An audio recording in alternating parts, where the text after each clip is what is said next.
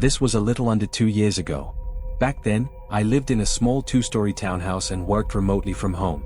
The place had a small kitchen and living room on the first floor and 2 bedrooms on the second floor. One of those rooms I used as my office. During this time, the unit connected to mine that I shared a wall with was vacant. Nobody lived there or had moved in over 3 months. This night, I was working pretty late. It was rainy and cloudy outside, so I didn't have much else to do and decided to use the extra time to get ahead on work stuff. I sat in the office on my laptop for a good few hours.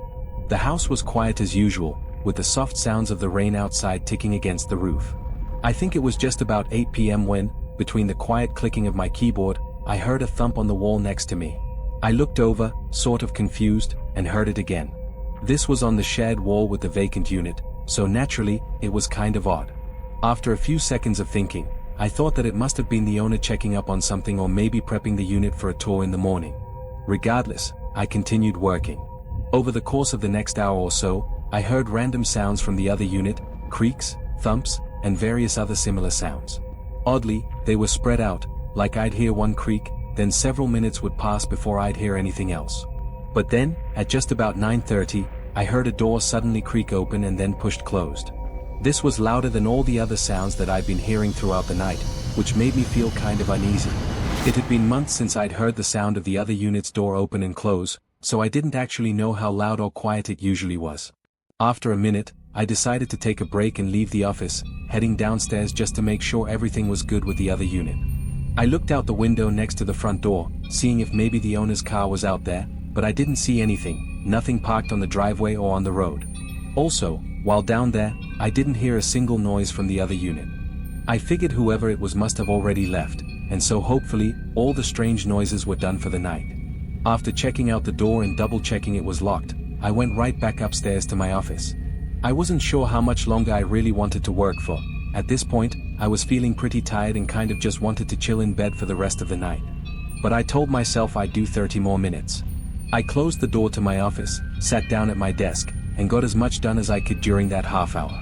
I never noticed any more of those sounds coming from the vacant unit, just the calm rain still trickling down outside. Finally, feeling good about the work I'd gotten done and feeling my eyelids getting heavy, I shut off my laptop and headed out of the office, turning off the hallway lights and going into my bedroom. I started getting myself ready for bed when a sudden eerie and ominous sound echoed through the walls of the house. Someone was whistling a slow, soft tune.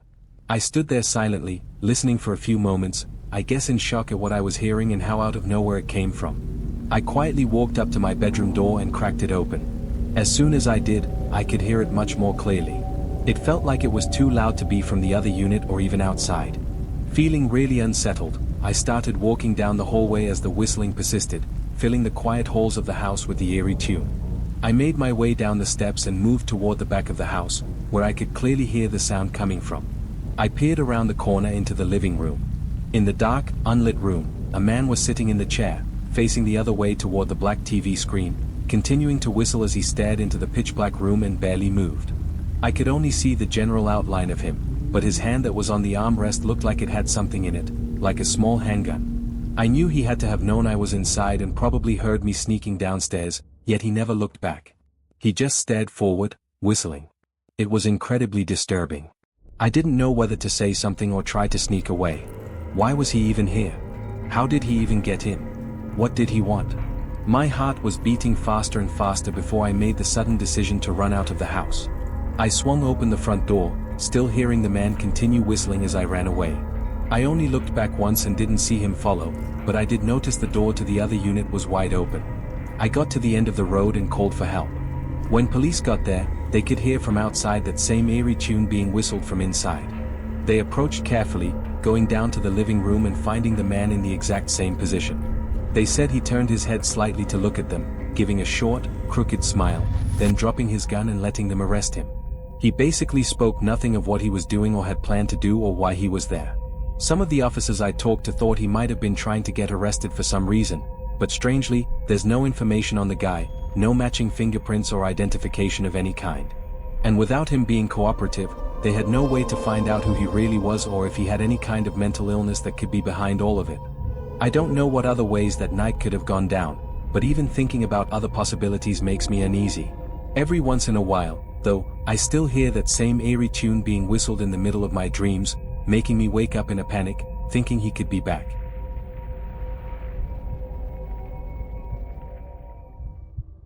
I was 16. I lived in a small home with my parents at the time, sort of on the outskirts of the city. It was in a smaller wooded neighborhood about an hour outside of the main city area where both of my parents worked. This was on a regular weekday. It was pretty cloudy and rainy all day, and everyone was talking about this big storm that was supposedly rolling in later tonight. I didn't care too much so long as I didn't have to walk home in it. Thankfully, it waited until school was out and for me to get home before the rain started picking up. Usually, these storms are over-exaggerated, but as I watched TV in the living room with the windows open, the clouds got darker and darker, and then the rain got a lot worse. But honestly, the most unsettling thing was the wind. Our small, old, and basically wooden house was creaking and swaying as the wind slammed against it and rain crashed against the roof. Regardless, I was sure everything was good and kind of just listened to the storm as I watched TV and waited for my parents to get home. At about 5:30, though, my phone alarm suddenly screamed at me about a flash flood warning. Not too much later, my mom called. She said a bunch of the roads on the way home were apparently flooded over and that it was too dangerous for them to drive in, so they'd have to wait it out. I said I was good here and the house seemed to be holding up, so it wasn't a big deal.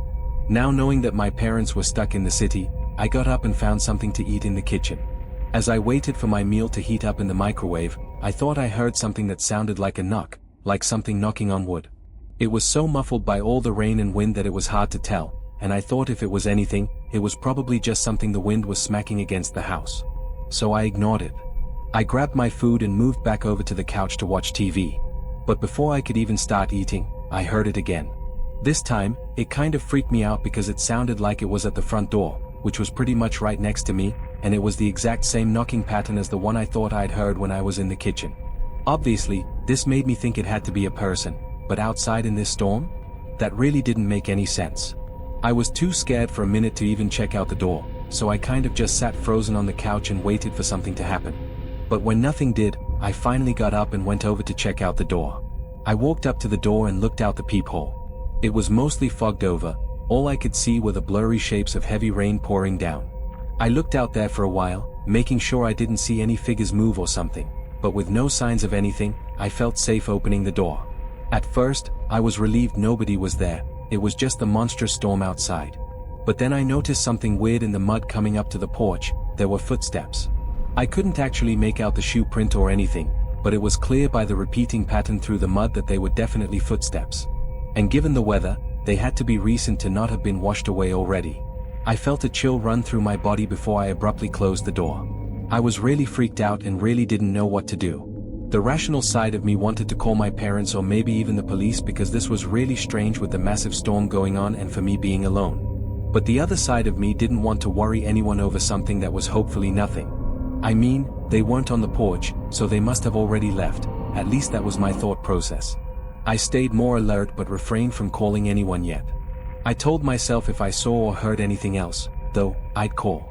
I went back to the couch and ate my dinner, keeping the TV volume a bit lower so I could listen to the storm. Honestly, I don't remember much else from that part of the night because, at some point, I just laid down and passed out, waiting for my parents to get home. When I opened my eyes, I wasn't sure why I'd woken up, but the whole house was dark, and the storm was just as loud as it was earlier. I knew a while had passed, though, and I was curious how I'd been able to sleep so long without my parents coming home and waking me up. I picked up my phone and checked the time but immediately saw I had multiple missed calls and unopened texts from my parents. They were just asking if I was okay and said the roads were still too bad to drive in, and they had to get a hotel in the city for the night. I rubbed my eyes and sat up, not really processing any of the texts I read and just trying to wake up still.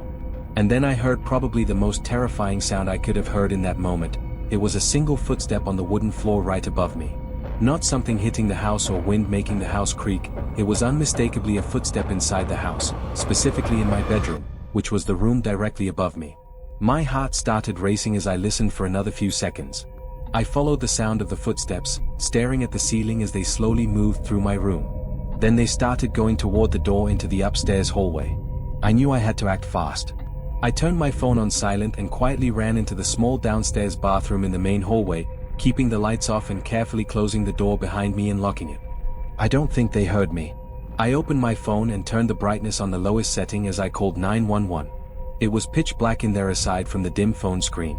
Once I saw that the call timer had started, meaning an operator answered, I whispered my name, my address, and what was happening, then went back to staying quiet while keeping the call going. I was afraid to even put my phone on the quietest volume to let me hear the operator, especially as I began hearing the footsteps making their way down the stairs. The low thumps slowly moved through the hallway, rain and wind filling the sound between each step. They walked right past the bathroom door. They kept on until they got to the kitchen, and then a few seconds passed as I waited for the next footstep. And then a few more seconds passed before I knew it. I was just waiting for any more sounds or for them to move, but I didn't hear anything. Several long, agonizing minutes passed until a sudden bang at the front door sounded and police called out. I ran out of the bathroom and opened the door, but it was apparent by the lack of any other sounds inside the house that the intruder was gone. The sliding back door was cracked open, leaving the eerie evidence of their absence. Likely, the sound of them breaking inside was drowned out by the heavy storm, keeping me asleep. However, that could actually be the reason that I'm still here today. Whoever the intruder was seemed to only go through the hallway upstairs and into my bedroom, so me staying asleep on the couch and not making myself known was probably for the best. Disturbingly, though, it seems clear that they were looking for me. What's really unnerving to think about, even today, years later, is that I never saw the person, so I literally know nothing about them. Whether they're a man or woman, teenager or adult, someone I knew or someone I didn't know, or worse, someone that I didn't know but that knew me. Me and my parents have been pretty on edge for the last few years, hoping whoever it was doesn't attempt to come back to continue whatever they had planned for that night.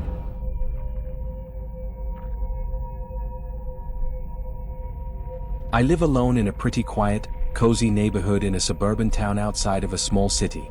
I'd been there for several years and really had no issues with it. I knew most of my neighbors and felt like our town was just really quiet and calm. Nothing much ever happened, and I was able to just live my life in peace. This was in the middle of spring. I'd gotten out of work after a long 12-hour shift, driving home in the dark around 9 p.m. The roads were empty, and the neighborhood was still and dark, as most people had been hunkered down inside from the pouring rain for the past several days now. I pulled into my home and went inside, warming up some leftovers in the oven and resting on the couch as I settled in for the night. Only 10-ish minutes after I'd gotten home, though, there was a rather loud knock at the front door. I was really put off by it, unsure who it could be or what it could be for, but I got up and saw a man standing on my porch. He had a black rain jacket on and looked drenched. I opened the door. "Can I help you with something?" The man looked at me for a moment. His eyes were droopy, like he was very tired, and his face was stiff and motionless. He looked a bit older than me, maybe in his early 30s, with a dark beard and longish brown hair soaked by the rain. Finally, he answered, speaking slowly and without much emotion, explaining that his dog jumped his fence and he wanted to know if I'd seen it. I said, "No, that I haven't seen anything." He nodded in an understanding way, but his eyes wandered past me and into my house as he slowly turned away and walked off the porch. I closed the door. I thought the guy was kind of weird, but maybe he was just really tired and frustrated, especially with all this happening at night and in rainy weather. I hoped he'd find his dog soon, though, and aside from that, I went back to the couch and forgot about it. I want to say I was sitting there watching TV for maybe 15 minutes before there was a sudden knock at the front door again. Immediately, I was sure it was the same guy, but I had no idea why he'd come back. I got up, very confused and sort of concerned as well. Sure enough, when I looked out, I saw the same guy standing behind the door. I opened it, and this time, I wasn't quite as friendly, just straight up asking him what he wanted. He had that same cold look as before. The man pointed toward the side of my house and said he saw his dog run into my backyard and asked if he could go look around back there. The way he said it was kind of strange, though. I'm not sure how to explain it, but yeah, something was clearly not right. To get him off my back and in case he was telling the truth, I said, sure, he could go back there and look around. He said, thank you, but at the same time, as I was starting to close the door, he took a step forward, almost like he thought I was going to let him inside to lead him through the house to my back door. I just continued closing the door, though. I'm not sure why he would have thought that when he could easily just walk around the house into my backyard. I looked out to make sure he left, and he did, going around to the side of my house. After all of that, though, I wasn't too comfortable with the guy just wandering around, so I went to the kitchen, where I could watch out the back door. I didn't stare at him through the door or anything, but I cleaned up some stuff on the counters while occasionally looking back at what he was up to. Every time I looked, it seemed like he was just walking around the perimeter of the yard, until one time I looked back, and his face was right behind the glass, looking in at me. It literally made me jump. I yelled through the glass, asking what he wanted. He called out, asking if his dog was inside my house. What the hell was wrong with this guy? I sternly said no, clearly showing that I was getting impatient with him. But the man kept asking, wanting me to let him in the house to look around for his dog. He'd bang on the door every time I wouldn't answer. I could see it in his face that he was getting unnervingly angry at the fact that I wouldn't let him in. It was getting kind of horrifying. As he kept hitting the door and yelling at me, I called the police. Only then, once he saw me take my phone out, did he finally stop and leave, which only made it more suspicious as to what he was truly up to. Police came and took a report from me of what happened and what he looked like and all that sort of stuff, but that's where it was left at. There wasn't much they could do right then and there. However, unfortunately, a week later, there was an incident really similar to mine. It's unclear if he forced his way in or was just allowed inside by the victims, but the story was almost exactly the same as what happened to me. A man came knocking on their door, looking for his dog, only for it to take an awful turn. It makes me even more disturbed by that night the man came by my place doing the same thing. Had I listened to him or been any more willing to help, I could have suffered a similar fate to the others.